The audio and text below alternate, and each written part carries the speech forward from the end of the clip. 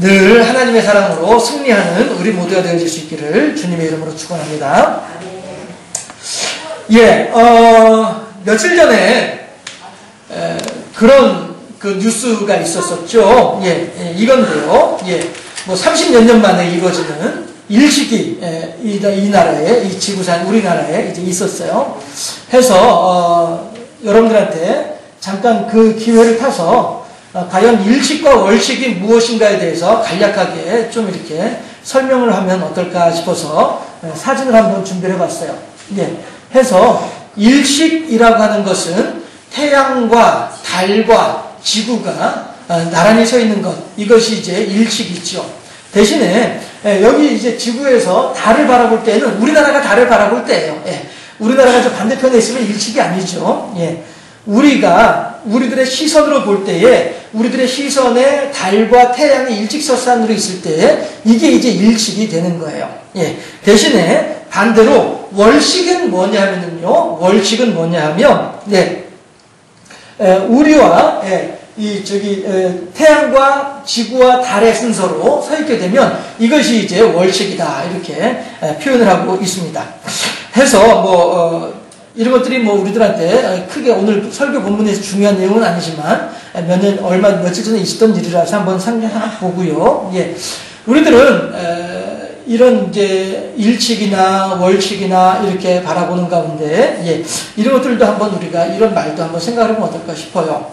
이 말은 실은 제가 군대에 있을 때 친구가 한번 저한테 편지를 보내온 말이 있는데 거기에 뭐라고 써놨냐 하면 요즘 얼마나 힘든지 하늘을 쳐다볼 여유조차 없어, 이런 내용으로 편지를 보내온 게 제 기억이 나서 한번 이렇게 해봤어요. 마치 어느 광고 문구처럼 보이죠?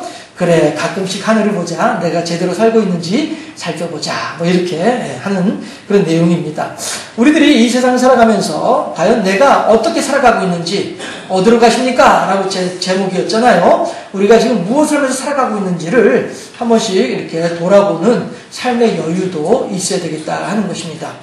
그러면서 제가 설교를 준비하면서 마침 하나 더 이제 알게 된 내용이, 저도 사실 미처 몰랐던 내용인데 새롭게 알게 된 내용이에요. 뭐냐 하면 우리가 흔히 말하는 국두칠성이라고 하는 거 있잖아요. 예, 국두칠성의 끝에, 국자 위치 끝에 있는 게 그게 저는 북극성인 줄 알았어요. 근데 그게 아니고, 예, 이 북두칠성은 이제 큰 곰 자리이고요. 그 다음에 북극성은 작은 곰 자리이고요. 그 옆에 카시오페이아 자리가 있는데 큰 곰 자리하고 카시오페이아 자리 사이에 가운데 있는 작은 곰 자리에 있는 별이 이게 북극성이더라고요.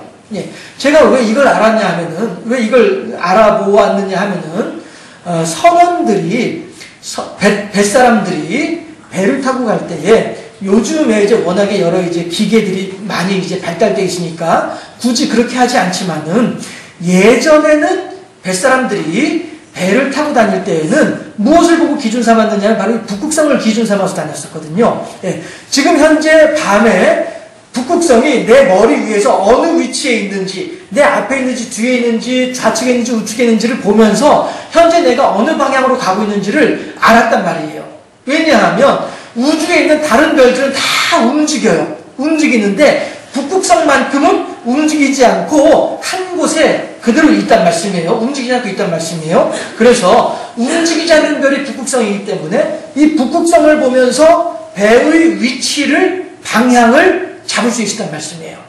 예, 해서 예전에는 뱃사람들은 늘 그렇게 하늘을 바라보면서 하늘을 통해서 내 갈 길을 생각하고 했었다라고 하는 것이죠. 그래서 제가 북극성을 한번 살펴보았고, 북극성을 찾다 보니까 이렇게, 하나님께서 참 희한하게도 이렇게 역사를 해보셨어요. 예, 북두칠성하고 카시오페이아 자리하고 딱 정확하게 정중앙에 있는 거예요. 네, 정중앙에 있어서, 이게 북극성을 중심으로 이 지구가, 태양계가, 이 지구가 움직이도록 그렇게 하나님께서 해놓으신 것을 알 수 있도록 하는 것이죠. 이것이 어떻게 우연히 이루어진 일이라고 어떻게 이야기를 할 수 있겠어요? 그렇죠? 정확하게 5배씩 이렇게 딱 정리가 되어 있다라 하는 얘기를 또 알 수가 있습니다. 그런데 뱃사람들은요, 하늘만 보는 것이 아니고요, 하늘만 보아서는 안 됩니다. 눈을 내려서 바다도 보아야 해요. 왜냐하면 앞에 어떤 암초가 있는지, 앞에 어떤 다른 배가 지나가는지를 잘 살펴봐야 된다는 말씀이에요. 그리고 파도가 얼마나 센지, 파도가 어디로 밀리고 있는지 이런 걸 봐가면서 내 배의 방향을 잡을 수 있을 때에, 그럴 때에 내가 원하는 항구에 제대로 들어갈 수 있다는 말씀이에요. 북극성만 바라보고 가게 되면은 내가 어디로 가는지 모른다는 말씀이에요. 예. 군대 있을 때에 제가 이제 동해 쪽에서 근무를 했었는데, 하루는 레이더에 속초에서 나온 배가 북쪽을 향해서 쭉 올라가는 거야. 그래가지고, 북조선 인민민주주의공화국이 좋아서 북한으로 도망가는 줄로, 북한으로 나간 줄로 알았었어요. 그래서 거진항에 있는 고수편대한테 소식을 무전을 전해가지고 가서 빨리 붙잡아라. 그 어선 지금 북한으로 넘어가서 빨리 붙잡아라. 그렇게 한 적이 있었는데, 가서 잡긴 잡았어요. 그래서 이제 조사를 했죠. 너 왜 북한으로 갔어? 물어봤죠. 그랬더니 나침반에 고장이 나가지고 어딜만큼 가야 되는지 몰라서, 이래가지고 그랬다라고 하는 그런 얘기를 들은 적이 있었습니다. 이렇게, 어느 한쪽만 보고 가다 보면은, 내 방향을 제대로 잡지 못하는 거예요. 그러나, 눈을 내려가지고 지형을 바라보면서, 어느 섬을 지나가고 있고, 어느 방향을 지나가고 있는지를 알 때에, 비로소 내가 원하는 방향으로 갈 수 있단 말이죠. 그러니까 밤에는 하늘을 바라보고, 낮에는 바다를 바라보면서 이렇게 갈 때에, 그 선원은 내가 원하는 항구에 정확하게 들어갈 수 있단 말씀이에요. 오늘 설교 제목이 뭐라고요? 어디로 가십니까? 우리들이 어디로 가는지를 알기 위해서는요, 이렇게 내가 어디로 가는지 방향을 잘 알아야 된다는 거예요. 그런데 오늘 본문에서도 마찬가지로요, 바울이, 짧은 내용이었습니다만은, 바울이 어떻게 하나님을 향하여서 자기의 갈 길을, 신앙의 길을 어떻게 달려가고 있는지를 잘 알려주고 있는 것이 바울이더라라고 하는 거예요. 바울은요, 오늘 내가 어떻게 가야 되는지, 어디로 가야 되는지, 무엇 때문에 가야 되는지를 정확하게 알고 있던 사람이 바울이었단 말씀이에요. 해서 오늘 본문에서 바울은 무엇을 우선 중요하게 여기느냐 하면은, 내가 신앙의 길을 걸어감에 있어서 내가 좌표로 삼는 것, 내가 신앙의 길을 걸어감에 있어서 나의 인도로 삼는 것, 이것은 무엇이냐 하게 되면,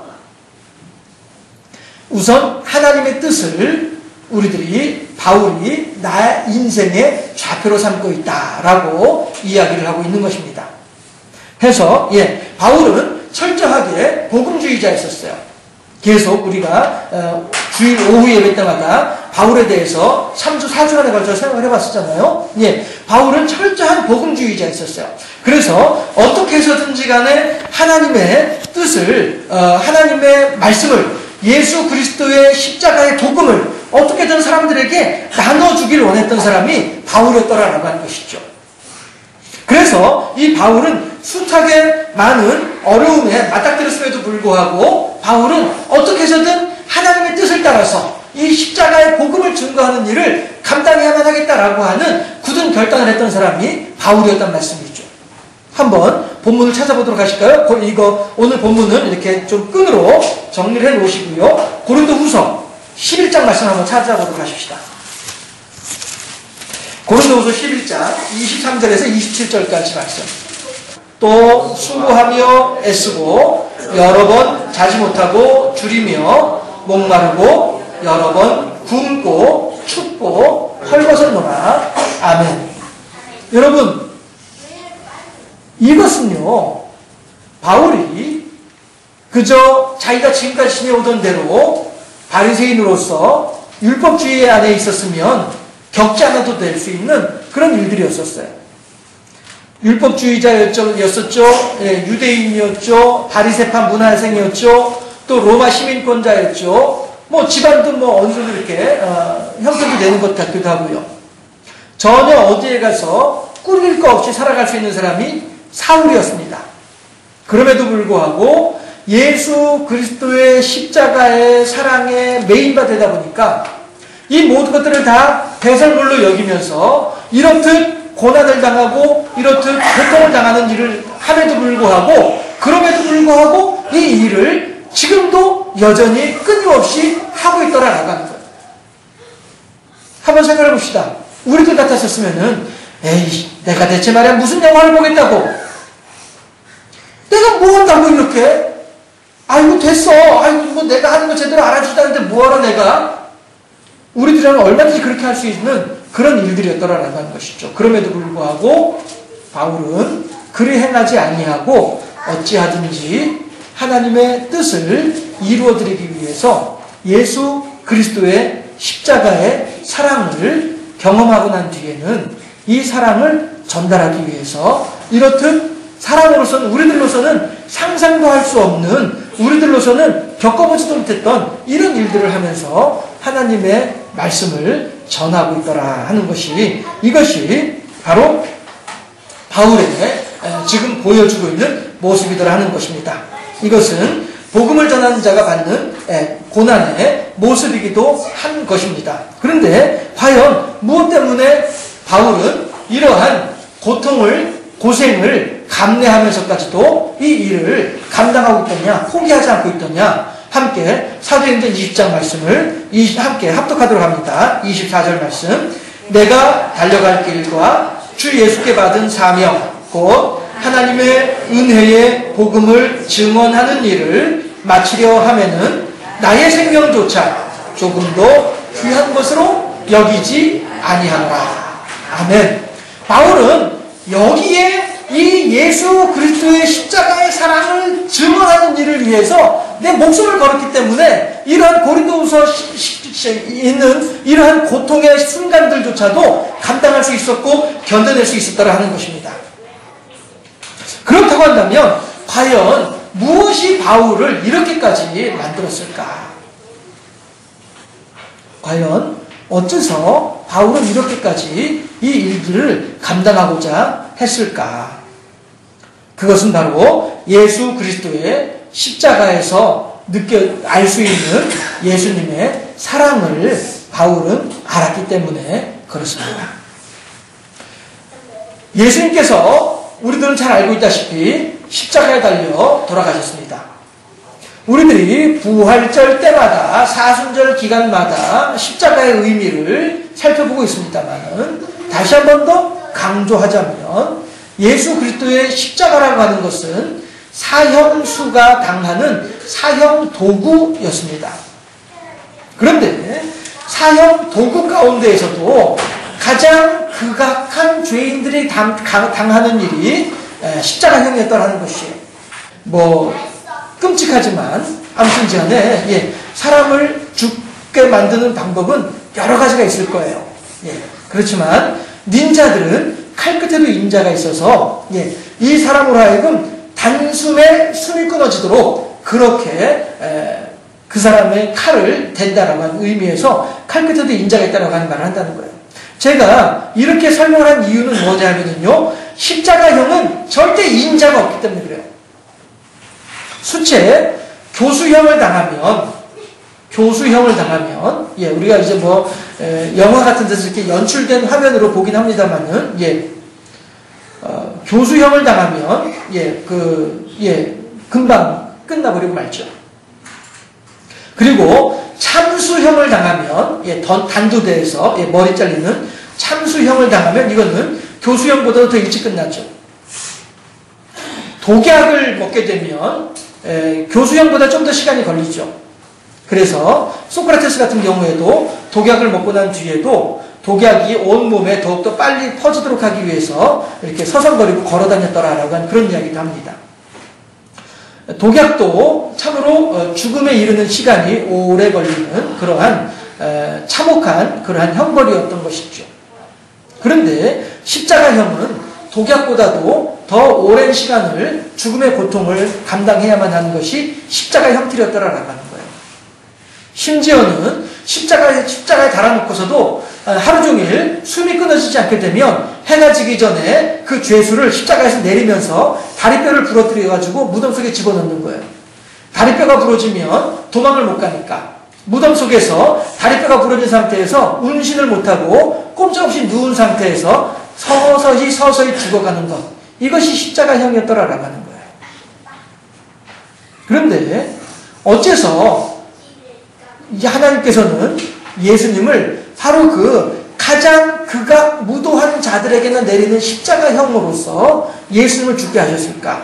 예수님이 과연 무슨 죄를 지었다고 예수님으로 하여금 그 십자가형으로 그렇게 잔인하게 죽음을 맞이할 수밖에 없도록 하셨을까? 이유가 무엇일까? 바울은 여기에서 십자가의 사랑을 깨달아 알게 된 거예요.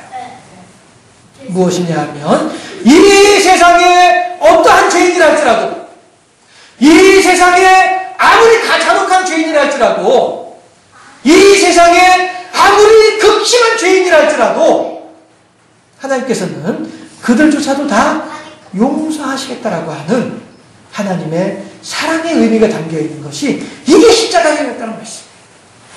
예수님께서는 자기를 비워서 종의 형체를 가져서 이 땅에 가장 낮고 낮은 곳에까지 내려오신 분이 예수님이란 말씀이에요. 예수님께서는 평지를 걸어가다가도 평지에서 요단강으로 내려오셨어요. 요단강에서도 강바닥에 무릎을 꿇으셨어요. 이 세상 그 누구보다도 가장 낮은 곳에까지 내려오신 분이 예수님이었단 말씀이에요. 그 요단강에 무릎을 꿇고 앉으셔서 거기에서 세례를 받으신 분이 예수님이란 말씀이에요. 그리고 그 예수님께서 이 세상에 가장 낮은 곳에서 세례를 받으신 뒤에 평지로 올라올 때에 하나님의 성령이 비둘같이 내리면서 이는 내 사랑하는 아들은 내 아들이다라고 하는 하나님의 음성이 들리면서 예수님을 하나님께서 인준해 주시더라는 거예요. 예수님께서 십자가형에 달리시는 것이나 예수님께서 요단강에 무릎을 꿇고 앉으시는 것이나 다 무엇이에요? 이 세상의 맑은 위에 그 누구보다도 초라하고 그 누구보다도 보잘것없는 모습으로 오신 예수님이란 말이에요. 왜 그렇습니까? 이 세상에 아무리 초라한 사람이라 할지라도, 이 세상에 아무리 보잘것없는 사람이라 할지라도 내가 그를 높여주겠노라 하는 거예요. 왜? 내가 그의 밑에 내려가서 내 등으로, 내 팔로 그 낮은 사람, 그 처참한 사람, 그 참혹한 사람, 그 보잘것없는 사람조차도 내가 들어 올려주겠다라고 하는 하나님의 약속이 예수님을 통해서 구현되어지는 거란 말씀이죠. 이게 십자가의 사랑이에요. 아무리 심한 죄를 지은 죄인이라 할지라도 내가 너를 구해주겠노라, 내가 너를 사랑하노라, 이 약속이 십자가형이더라는 거죠. 바울은 이 사랑을 알았기 때문에 자기의 목숨을 내어놓고서라도 하나님을 향하여서 예수 그리스도의 십자가에 담긴 사랑을 사람들에게 나눠줄 수밖에 없는 것이, 이것이 바울의 마음이었더라 하는 것입니다. 십자가에 달린 하나님의 사랑, 아무리 중한 죄인이라 할지라도 구원해내겠다라고 하는 예수님의 십자가의 사랑을 바울은 알았기 때문에, 그래서 바울은 예수 그리스도의 십자가를 사람들에게 전달하는 일을 이렇게 온전히 힘을 쓰더라 하는 것입니다. 함께 빌립보서 요건 제가 읽어드리도록 하겠습니다. 그냥 함께 합독하기보다 제가 읽어보도록 하겠습니다. 빌립보서 2장 6절에서 11절까지 말씀 제가 봉독하도록 하겠습니다. 그는 근본 하나님의 본체시나 하나님과 동등됨을 취할 것으로 여기지 아니하시고 오히려 자기를 비워 종의 형체를 가지사 사람들과 같이 되셨고 사람의 모양으로 나타나사 자기를 낮추시고 복종까지 죽기까지 복종하셨으니 곧 십자가에 죽으심이라. 이것이 예수 그리스도의 십자가의 사랑의 모습이란 말씀이에요. 그랬을 때에 하나님께서 어떻게 하시느냐 하면은 제가 9절부터 계속 읽어봅니다. 이름으로 하나님이 그를 지극히 높여 모든 이름 위에 뛰어난 이름을 주사 하늘에 있는 자들과 땅에 있는 자들과 땅 아래에 있는 자들로 모든 무릎을 예수 이름에 꿇게 하시고 모든 입으로 예수 그리스도를 주라 시인하여 하나님 아버지께 영광을 돌리게 하셨느니라. 아멘. 바울이 깨달은 십자가의 사랑의 모습, 본질이 이것이더라 하는 것이에요. 해서 결국 바울은 어찌하든지 이 예수 그리스도의 십자가를 사람들에게 나누고 전하는 일을 위해서 힘을 쓰고 애를 쓰더라 하는 것이에요. 이 비밀을 알지 못하는 사람들은 단지 예수님을 아이고 십자가에 죽을 만큼 심한 죄인이야 하고, 그러므로 그 예수의 예자를 꺼내기가 부끄러워, 처참한 일이야, 참혹한 일이야, 모르는 사람들은 그렇게 말을 하지만 바울에게 있어서는 예수 그리스도의 십자가야말로 너무나도 자랑스럽고 너무나도 감사한 하나님의 도구였더라라고 하는 것이죠. 그래서 어찌하든 바울은 이 십자가의 복음을 전하는 일을 위해서 자기의 일생을 바친 사람이 바울이었더라 하는 거예요.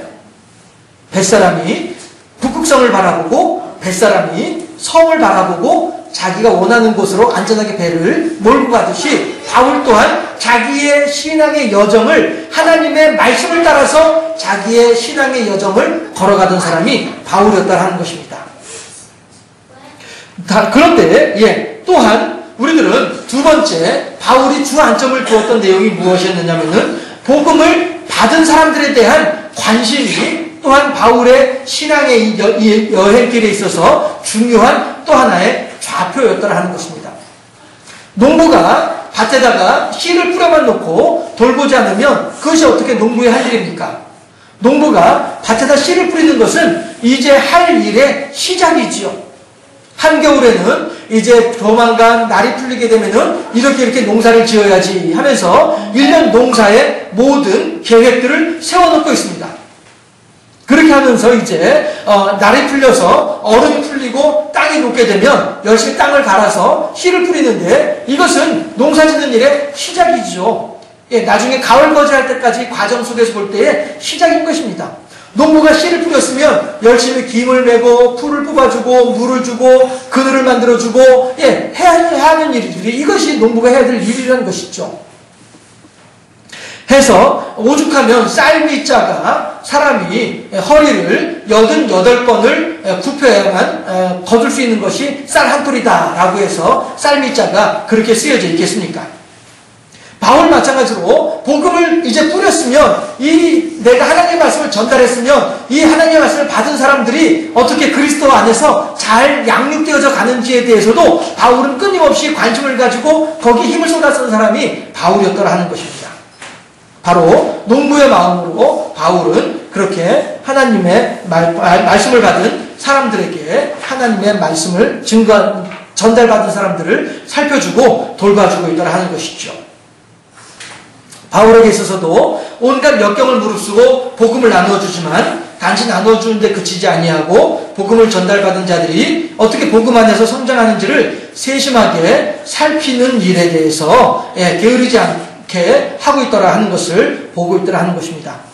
우리가 끈으로 해놓은 오늘 본문을 다시 한번 열어보도록 하십시다. 본문에서 바울은 무엇이라고 얘기를 하냐면요. 유대인들에게는 유대인들처럼 율법주의자들에게는 율법주의자들처럼 또한 약한 자들에게는 약한 자들처럼 그렇게 행동하면서 바울은 어떻게 무슨 목적으로 이렇게 사람이 이렇게 변덕스러워 유대인들 앞에서는 유대인처럼 행동하고 율법주의자들 앞에서는 율법주의자처럼 행동하고 믿음이 약한 사람들 앞에 가서는 믿음 없는 사람처럼 행동을 하고 말이야. 사람이 이렇게 가벼워. 우리들은 그렇게 바울에 대해서 손가락질할 수도 있을런지 모르겠습니다만은 바울은 오늘 본문 23절에서 뭐라고 하냐면은 다만 몇 사람이라도 구원하기 위해서라도 그리 했더라라고 이야기하고 있다 하는 것입니다. 오늘 설교 제목을 여러분들 제일 기억하고 계시죠? 한번 설교 제목 말씀해 보도록 하실까요? 시작. 어디로 가십니까? 이거잖아요. 그렇죠? 우리나라는요, 바울은 이렇게 어디로 가느냐라고 할 때에 첫째는 하나님의 말씀을 따라 살아갑니다. 둘째는 하나님의 말씀을 받은 사람들을 따라 살아가고 있습니다. 이렇게 바울은 이야기를 하고 있습니다. 우리나라로 한번 잠깐 시각을 돌려서 생각을 해보도록 할까요? 우리나라는요, 불과 100여 년 전까지만 하더라도 예수 믿는다고 한 이유 하나만 가지고 죽임을 당하던 시대가 우리나라에도 그런 상황이 있었습니다. 그러할 때에 이 사람들은 단지 예수 믿는다는 것 때문에만 고통스러운 것이 아니라요. 우리 신앙의 선배들은요, 예수 믿는다고 한 이유 때문에만 고통스러운 것이 아니라, 또한 그들에게는 무엇도 고통스러웠느냐 하면은 먹고 살 일도 고통스러웠었어요. 여러분들 한번 기억을 더듬어서 잘 생각해 보세요. 어느새 한참 꽤나 오래전 일인 것처럼 여겨질 수도 있겠습니다만은 불과 한 40여 년 전, 한 45년 전 정도까지만 하더라도 우리나라에 보릿고개 있었잖아요. 그쵸? 기억들 나시잖아요? 우리나라가 그렇게 불과 45년 전, 그러니까 40년 전까지만 하더라도 보릿고개가 남아있었다고 한다면 그 이전에 100여 년 전에는 얼마나 더 극심한 보릿고개가 있었겠냐 하는 거예요. 다시 말해서 그 당시에 100여 년 전에 우리들의 신앙의 선배들은, 우리나라의 신앙의 선배들은 우선 예수 믿는 이유 하나만으로도 생활하기 힘든 그러한 시대를 살았었고요. 또한 당장에 하루하루 생명을 연명하기조차도 어려운 그러한 생활을 하던 사람들이 우리들 신앙의 선배들이었더라 하는 것입니다. 그럼에도 불구하고 그들은 그렇게 힘들고 어려운 중에도 하나님에 대한 신앙을 결코 잊어버리지 아니하고 외면하지 아니하면서 어찌하든지 말씀으로 살고 어찌하든지 신앙으로 살고 어찌하든지 하나님 중심으로 살아가려고 힘쓰고 있었던 사람들이 그들이었단 말씀이죠. 그 덕분에 오늘 우리들이 이만큼의 신앙의 열매, 과실을 먹고 있는 것 아니겠냐 하는 거예요. 우리들은 이렇게 신앙의 선배들로부터 이미 100여 년 전부터 200여 년 전부터 신앙의 선배들로부터 이 아름다운 신앙의 전통의 열매를 이어받아서 오늘 우리들이 이만큼의 과실을 먹으면서 편안하게 신앙생활을 하는 거예요. 요즘 사실 신앙생활 한다고 해서 핍박당하는 일이 누가 있겠어요? 물론 개별적으로 보게 되면 어떤 그런 일들도 있을 수 있겠습니다는 말입니다. 그런데 과연 우리들은 이렇게 신앙의 선배들의 아름다운 신앙의 유산을 물려받고 있는 사람들로서 어디로 가고 계십니까? 어디 가는겨? 뭐 때문에 살아가는겨? 무슨 목적으로 우리들이 살아가고 있는겨? 라고 하는 것입니다. 어디로 가십니까? 우리들은 지금 무엇을 바라보고 있습니까? 뱃사람이 내 목적지를 따라 가기 위해서는 하늘의 북극성을 바라보면서 가야 될 것이지만 또한 눈을 낮추어가지고 내 배가 가고 있는 진행 방향 앞에 무엇인지 잘 살펴보아야 할 때에 정확하게 안전하게 내가 원하는 곳으로 갈 수 있는 것이 이게 뱃사람들의 항해하는 방법이었단 말씀이에요. 바울 또한 마찬가지로 하나님께서 허락하신 사명을 감당하기 위해서 내 목숨을 조금 더 귀한 것으로 여기지 아니하며 하나님의 사명을 감당하고자 할 때에 우선은 하나님의 말씀을 중심으로 살았으며 또한 하나님의 말씀을 받은 그들을 위해서 수고하고 희생하며 살아갔던 사람이 바울이었다라고 할 때에 우리 신앙의 선배들이 예수 믿는다는 이 때문에라도 목숨을 내걸고 있는 그 순간에도 하나님을 위한 신앙을 저버릴 수 없었고 내가 오늘 하루하루 먹고 살기 힘든 중에도 하나님을 경배하는 일을 멈추지 않냐했던 신앙의 선배들의 그 열매로 말미암아 오늘 우리들이 이렇게 신앙생활을 하고 있다고 한다면 과연 우리들은 어디로 가고 있습니까? 우리들은 지금 무엇 때문에 오늘 하루를 살아가고 있습니까? 우리들은 무슨 목적으로 오늘을 살아가고 있습니까? 우리들 마찬가지로 바울처럼 하나님의 말씀을 따라 살아가며 우리들 또한 바울처럼 하나님의 말씀을 받은 그 영혼들을 위해서 살아갈 수 있는 이러한 아름다운 성숙한 신앙인이 우리가 되어야 하지 않겠느냐라고 하는 것입니다. 바울도 우리들 신앙의 선배들도 그 일을 훌륭하게 잘 치러냈을 줄로 우리들은 알고 있습니다. 예수님께서 십자가 달리실 때에 우편에 달린 강도에게 뭐라고 말씀을 하십니까? 네가 오늘 나와 함께 낙원에 있으리라. 바울도 우리들 신앙의 선배들도 예수님의 말씀처럼 낙원에서 예수님과 함께 있을 줄로 믿습니다. 이제 우리들은 우리들의 모년이 되어졌을 때에 우리들에게는 무엇이 예비 되어져 있겠습니까? 우리들의 뒤를 따라오는 사람들은 우리들의 발자국을 바라보면서 따라오게 될 터인데 우리는 우리들 신앙의 선배들의 발자국을 잘 따라와서 지금까지 왔는데 그렇다면 우리들의 후배들은 내 발자국을 따라오면서 과연 그들은 생명의 문을 지나게 될런지요? 아니면은 멸망의 문을 지나게 될런지요? 바울은 하나님께서 맡기신 사명을 감당하되 한 사람 한 사람을 단지 한 사람이 아닌 하나님께서 사랑하시고 하나님께서 택정하신 하나님의 구원받은 사랑하시는 자녀로 보아서 그들을 위해서 그렇게 열심히 극진히 섬겼던 사람이 바울이었습니다. 우리 또한 바울을 본받아서 하나님을 사랑하며 하나님의 사랑하시는 영혼들을 극진히 섬길 수 있는 착하고 충성된 종으로 살아가는 그럼으로써 하나님께 아름다운 영광을 돌려드리고 하나님으로부터 착하고 충성된 종이라 칭찬 듣기에 부족함이 없는 복된 삶을 살아가는 우리 모두가 되어질 수 있기를 주님의 이름으로 축원합니다. 기도하겠습니다.